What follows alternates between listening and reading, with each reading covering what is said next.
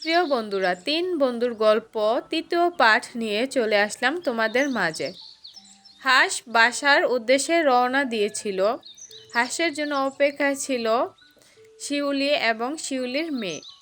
দুইজনই দাঁড়িয়েছিল। শিউলির মেয়ে বলতেছিল, আম্মু, এখনও কেন আমাদের হাঁসটা বাসায় আসেনি?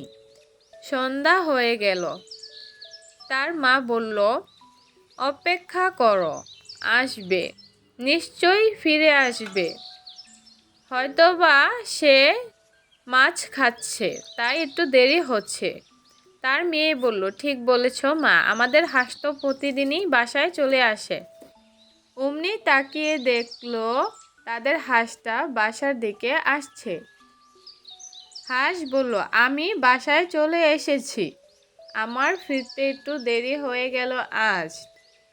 আমাকে নিয়ে নিশ্চয় তোমরা খুব চিন্তা করেছ।